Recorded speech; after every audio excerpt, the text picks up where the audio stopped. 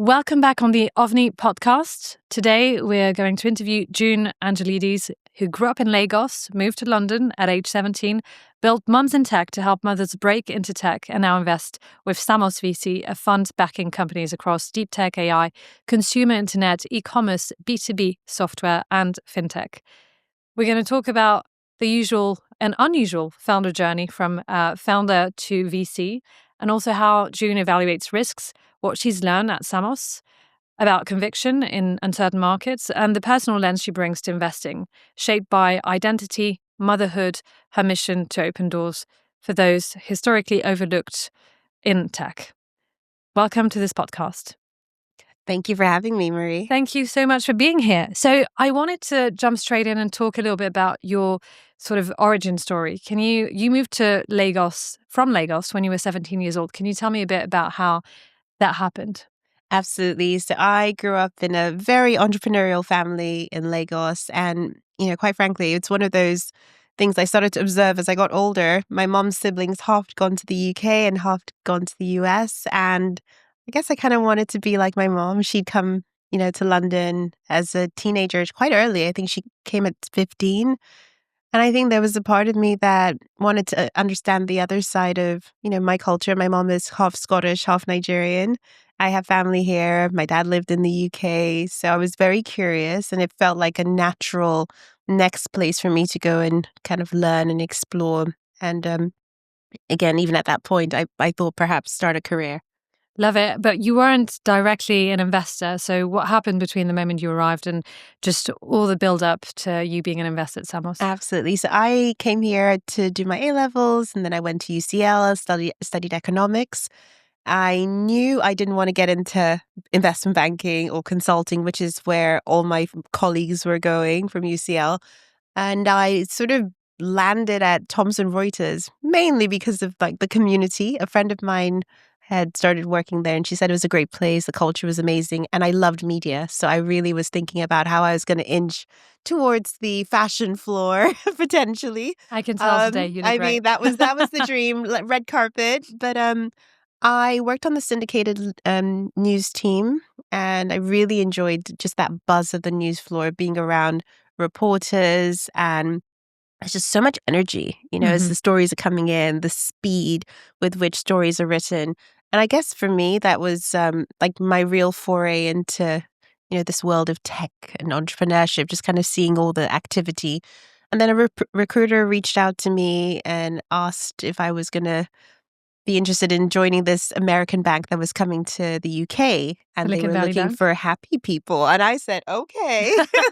Sign me up. That is new, but I am intrigued. And I went along, and honestly, just that very first interaction with the team was so special. I remember walking in, I don't eat chocolate. This is weird, but I was offered chocolate, but the enthusiasm with which I was offered the chocolate, I was like, okay, I'll have some. Is that how easy it's to convince you? It really is. Enthusiasm. Okay, if any founders are listening right now, they know how to pitch June. Be enthusiastic. Actually, it was my bank when we were running the company in the UK, Silicon Valley Bank. And yeah, I definitely think there was a unique atmosphere there. It was a very special vision they had when I joined. This was pre-banking license. And I just remember them telling me their plans to be at the heart of the innovation ecosystem. And I thought, wow, what an opportunity, first of all, to be part of a bank being built and being able to shape this ecosystem. And, I fell in love with entrepreneurship, with the founder journey, being able to support founders at different stages. And I think that was when I knew, okay, this is my place. This is kind of where I'm meant to be.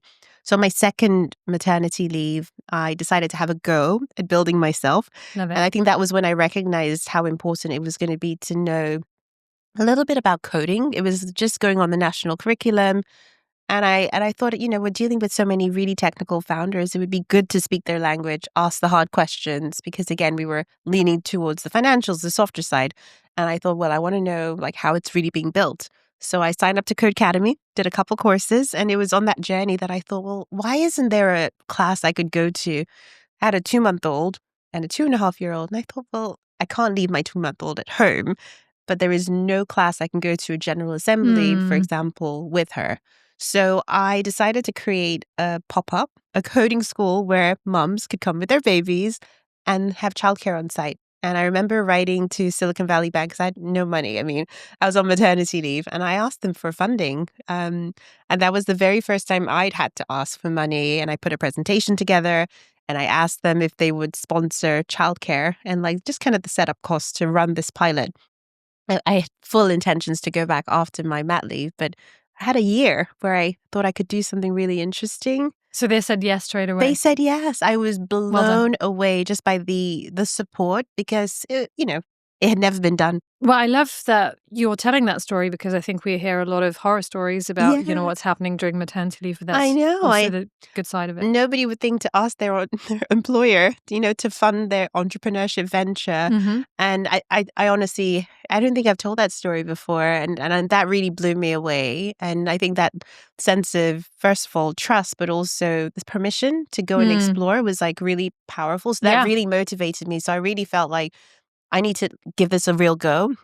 Gave myself 4 months, came up with a curriculum, found volunteers to teach this program, and then I put out a type form. And then I think within 2 weeks, I had 100 people come back and say that they were interested in learning to code. So I designed it in a way that people could have their ideas. And with, over 8 weeks, they would learn how you go from an idea to a product. And how was it? Was it specifically for women who were on maternity leave with young children? That was initially who I thought was going to be interested, but we had people who were stay-at-home moms, who were working part-time. I had founders who perhaps were not very technical, but wanted to come along and learn how to communicate better with their engineers so that they could sort of bridge that language divide. Because sometimes it's tricky. You don't know how to, put a brief together. Back then, I think that was my challenge, not being able to communicate the idea for the product I had in a way that would make sense to someone who was building, understanding timeframes. What is a sprint? Agile, even understanding the tools that were available back then, like Slack, and being able to mock up an MVP. Not many people knew a lot of those hacks, and I wanted to put us in an environment where, first of all, they're surrounded with incredible engineers, people in UX, agile product, and that was super special, and it had never been done. And you did all this with 2 young kids at home. That sounds like the most productive maternity leave. It was my 6. Puts me to shame. Well done. It was a lot, but I am so proud of myself for pushing myself out of my comfort zone. Because again, I remind people that prior to this, I was very, very shy. I know people don't believe it, but I remember being Shocking in news. meetings, breaking news. I would be in meetings at SVB and I remember thinking, oh, I've got an idea, but I would never put my hand up. Because I never thought that like my idea was valid or... Is that being shy or is that never having received the approval that, I think maybe no one said speak up. And I'm very intentional about that now, about making space so that others can share their ideas. Because I remember being that person in the room where space was not created for me to give my opinion. And I had opinions, but I just wasn't sure that anyone wanted to hear them. So I was very intentional going forward to make sure people knew that every idea counts. Yeah, I think that's actually fascinating and must really help you today in your role as an investor. It does. And I think, that process of running Mums, and ended up doing it for 3 years, at the end of the mat leave. I had so many people coming to me and saying, carry on, please. So we need this. So I ran 12 cohorts, taught just over 250 women to code in that time. But during that time, constantly what came up, especially amongst the entrepreneurs, was lack of access to funding and also lack of representation on the venture capital side. And I kept thinking to myself, well, I need to go on the other side of the table because we also struggled to raise funding, couldn't break into the angel community, was very unstructured back then. I think there was only 1 or 2 groups. When was that? 2018? This was, about 2017. And the reality was when we did approach that particular group, I won't name them, they said I needed to have a co-founder. So as a solo founder, I was instantly ruled out. So didn't know where to go to find these people, wasn't suitable for VC. Yes. Impact funding was very nascent. So there really wasn't any, couldn't go to Better Society or Big Society. so the options were limited. So I said, I need to go on the other side of the table. And I was introduced to the team at Samos, and I instantly fell in love with their thesis, being sector agnostic, having the chance to work with companies from very early on to early Series A onwards, and the fact that we're patient capital, very special and very rare. There are not many family offices that work in a direct capacity. Many tend to be fund to fund. So I thought, wow, what an amazing opportunity to get. And I've been with them for 7 years. And you're also an angel investor. I'm an angel investor. So when did you start that? Because you're talking about going on the other side of the table. I think it's absolutely crucial. One other thing I think that we heard this morning at Unlock VC, because we're here in Paris and we heard amazing women talk about VC this morning, is that in the US, you've got about 60% of all the VCs who've had some kind of operational experience. In Europe, it's only 12.5%. Wow. Right. So going on the other side of the table, as you're describing, because you were at Silicon Valley Bank, right? So although you were interfacing with startups, actually, you didn't know what it was like. And then you became a founder. And then you added this other, thing on your massive CV already, which is investing with your own money, skin in the game. So tell me about how that happened. Yeah, for the longest time, I'd meet founders, which I would personally love, and it might not be a fit for us at Samos. And I would often say, I kind of wish I could get involved. I think what was initially my barrier was the check size. I had this misconception that I needed to put in 100K for it to be a meaningful check. And I think that myth finally got busted probably around 2019, when I started spending more time with communities like Alma, started speaking to smaller, angel investors like Andy Davis, Andy Yim, who kind of broke down how they were approaching investing. And I started hearing about syndicates. And I had never really been aware of that dynamic because, again, I'd been exposed to angels, but many angels who were able to write these big tickets, and I felt like, well, I'm not yet in that category. Can you tell us, I can't start. People listening, can you tell us about syndicates and how that works? Absolutely. So I think it's become a bit more mainstream, but I think back then there wasn't too much information around. No. There was angel list, but I felt like it was this kind of secret that only a couple people knew about. Absolutely. And also SPV, special purpose vehicle. Yeah. Who knows what that means? Exactly. It sounds like SUV. I have no clue.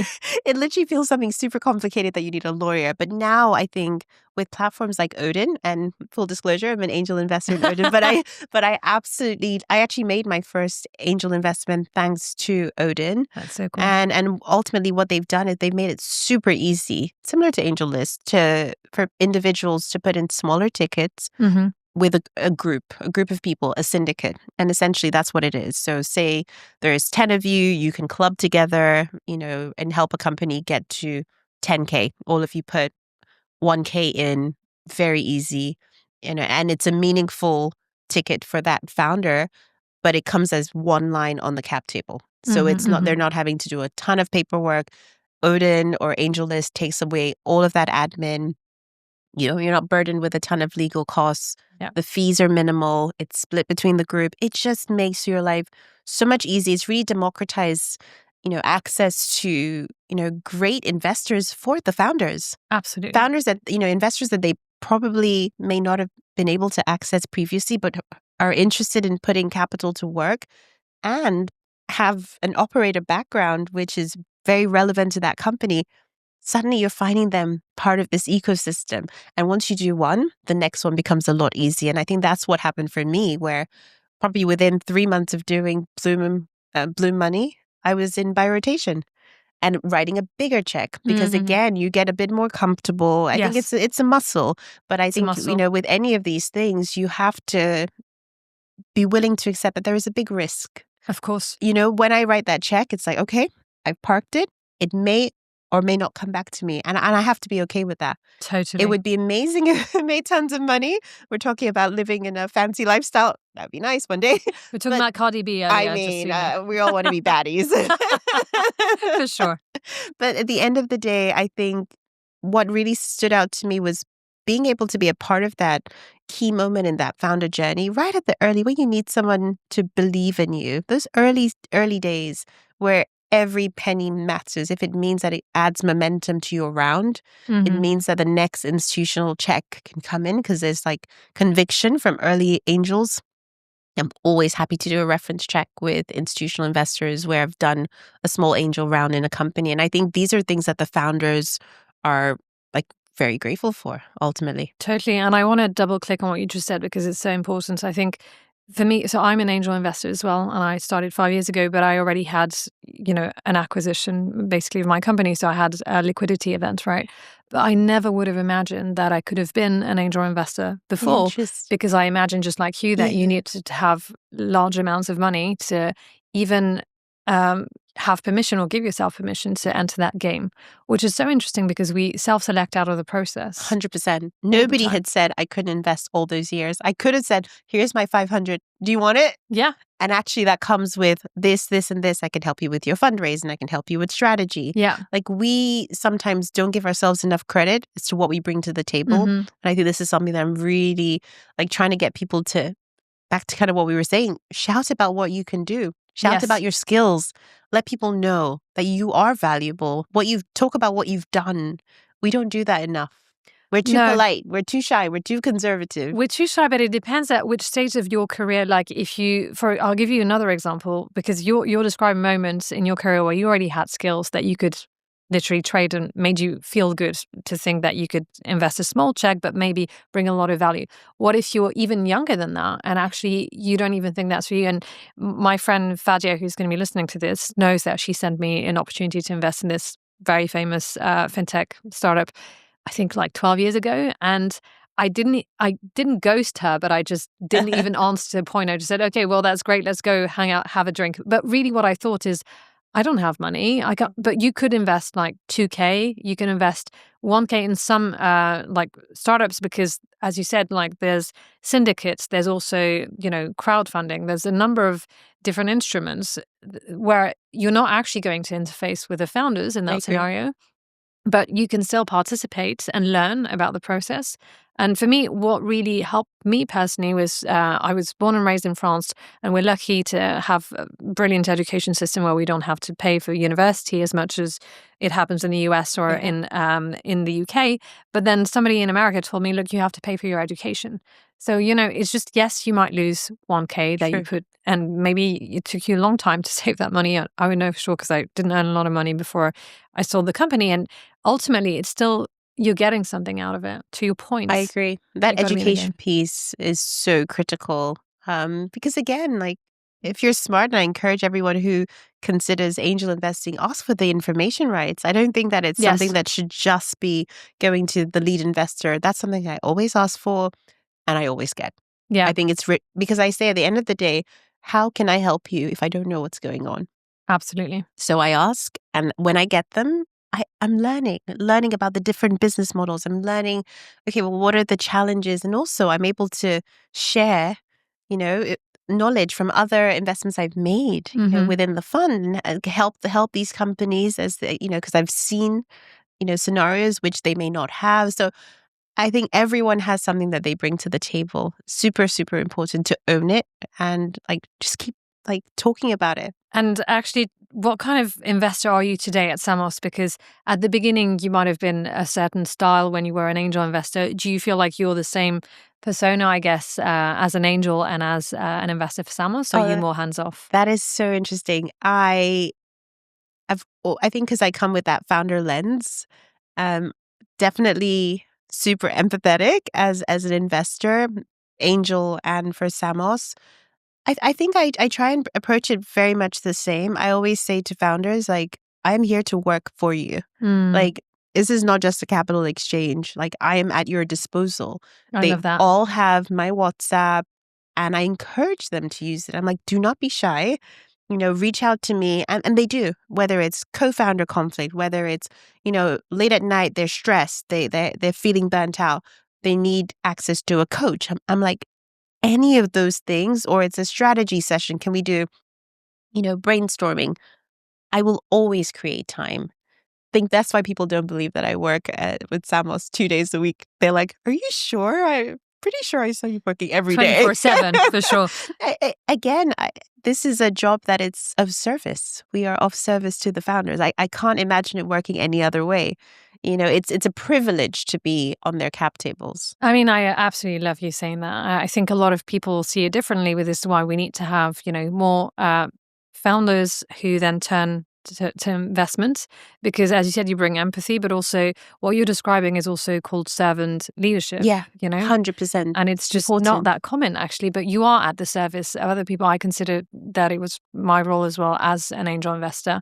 Although sometimes, to be completely honest, you can't always, I would love to have had someone like you, but it's not always possible, because if you are, scaling how many investments you make, obviously you have to make trade-offs. So at the end of the day, you can only be 100% with a few founders, but it's still brilliant to get 100% of someone instead of just getting the scraps. And it ebbs and flows, Yes. as companies mature. Thankfully, they don't all need me at the same time. But I think ultimately the reason we invest in any founder is because we have a high degree of faith in the fact that they know what they're doing. They know how to hire. They get on with it. But also they know when to ask for help. And I think those are the founders that impress me the most. Yeah. Those that have that humility and knowing where the gaps in knowledge are, who they need to bring on board. I love super ambitious, I love when they come with a list. They're these are the people we want, and we're watching, we're waiting for them to become available. We started making our pitch. I'm yes, I love that, because it's all about the team. Yeah. And I think it's very important that you're sharing with us some really practical tips about, what founders should be doing. And also, I'm curious to understand, what are the last few investments you've made, just talking about through the Samos lens? What are you looking at right now? Yeah, the last one I'm super excited about. We invest in a company called Level Zero Health, which is a continuous hormone monitoring company. And I think health tech over the last couple of years has been a sector that I've really, from a personal level, as someone who has type 2 diabetes, I'm very hyper aware of how important it is that we know what's going on in our bodies. I think this is the beauty of tech. We've got Neko Health, and we've got things like Zoe, and being able to monitor our blood sugar. But I think, as women, we want to understand our hormones. Many of us will soon be approaching that perimenopause, and whether we like it or not, it impacts the way we live and work, and we need to factor in. Are we going to have a hot flush in the middle of a meeting? How do we navigate conversations with our colleagues to kind of educate them on what we're going through? And I don't think it should be hidden. I think it's much like maternity or every woman will go through menopause. It's happening more and more. And Absolutely. I think we need to understand what's going on. We need to build solutions that make it possible for us to not only live longer, but work better. So I'm really excited about the space. We invested in Hester Health, which is, better care for women postpartum. I think that is really powerful. I wish I had known about that one. Healthcare is complicated. It's broken. It's one of those sectors that has been underfunded for so long. We're now starting to see a little bit of a rise and, more attention being paid to it. And with, advent of AI, I think we're seeing more productivity gains. So that's a space I'm watching really closely, and I'm really, really excited about, those two new investments, and both female founded. Oh, that's fantastic. Even better. And what's your geographical lens? Do you invest just in the UK? What are the types of check sizes you invest in the companies? So through Samos, we're investing in the UK, Europe, US, and we can invest up to $1.5 million. Being single LP, it's very much patient capital. And we often say, sector-wise, we're super agnostic, but you can always twist our arms, and we can also go a little bit later. So we invested in a quantum computing company, which was a little bit out of our usual remit. But if we're excited enough, we can flex our thesis. And then separately, I run a small syndicate investing in African startups, which I'm really excited about. I mean, growing up in Lagos, every time I've gone back, just seeing the amount of hustle culture innovation. I just think that there is so much that, thanks to tech, we can like literally leapfrog so much. Overused term, but it's true.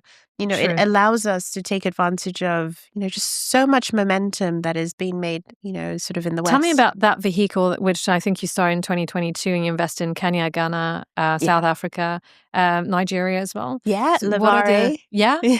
Lavarie. So tell us about how did you go about picking your first startups to back? Yeah. And I think this is where the humility really comes in. I'm not on the ground. I am by no means an expert on African startup investing, and I have to own that. So I definitely relied on the ecosystem. I was very fortunate to go on a trip to Lagos with the Google team in 2019. And that was really pivotal in sort of allowing me to build out my ecosystem of VC investors on the ground, startups through the program. So I really kept in touch over the years, and I started watching them and building a case internally as to why it was time that we started paying attention. And I would like to sort of spearhead that conversation. So I set up Lavarie, and the thesis was really focusing on e-commerce, fintech, health tech, future of work, and B2B SaaS. These were the sectors where I just felt like a lot was really happening. And then obviously I know Nigeria, but also, just thinking about which are the most stable economies. So Kenya, Ghana, South Africa. Yeah. Tell us about the considerations actually that are unique, because you talked about fintech. I backed a fintech startup as well, actually, in Nigeria. There's, as you said, some specific maybe things to look out for, stability. 100%. Yeah. The reality is in Nigeria for the longest time, currency has just been constantly devaluing, and we had this dual exchange rate system. There was one for the banks and there was one for the black market. So these are things that impact the way businesses are run. It's just a much tougher ecosystem. We have power cuts, we have bad roads. So when you're thinking about how your companies are going to, first of all, get set up, the costs they're going to have to incur way more than any startup would have to deal with, in the US and Europe. So you have to factor all of that in when you're thinking about what to invest in. Fintech is a lot more established. We've had some really good wins come out of continent, like Flutterwave. We've also, Paystack was another big win for the ecosystem, sold to Stripe. And we were very lucky, to have access to a company called Rayness very early on. I was introduced to the founders by a founder who I had met at the Google Accelerator back in 2019. And we were able to write one of the first checks in. So we came in very early. This company has done phenomenally well. Massive expansion. No, it's so nice to see them win. Totally. I think Chowdeck is another one in Nigeria. It's the Deliveroo for Africa. And the founder I met through a guy I bumped into in San Francisco. You never know. So random. Met a Nigerian in Stanford. And he introduced me to Femi, who was in the YC cohort. And his vision for this company, I think there was just such an incredible energy when I met him that I thought, I need to see what he's going to do. And honestly, you go to Lagos and you'll see billboards and all the riders are Chowdeck, but they are solving a very big problem, and one where people probably underestimated, who's going to pay for convenience of delivering food? A lot of people, they are doing double digits in revenue, and really, really impressive company culture. Very much, I think one thing that really stood out for me is they really put their riders first, which is very opposite to what we see in a lot of, Europe, where it's, they're not paid well. They're paid really well. They're looked after. They have the opportunity to progress within the company. And that really stood out to me. He really looked after every single member of the team. And I think that's why they've done so well.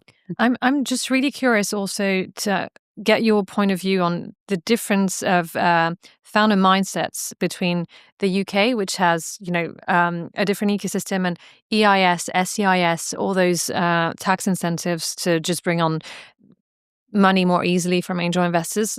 I don't know if it's the same in the continents. Not at all. Not at all. It's really hard. I mean, there are many founders who you'll hear, it will take them well over a year to raise their first round. So very early on, they have to think about like just being not only profitable, but generating revenue, which I think is it's a luxury. They don't have the opportunity to just wait for round to round to fund them and to carry on building. They need to think about how they're going to make money. They need to show traction way quicker.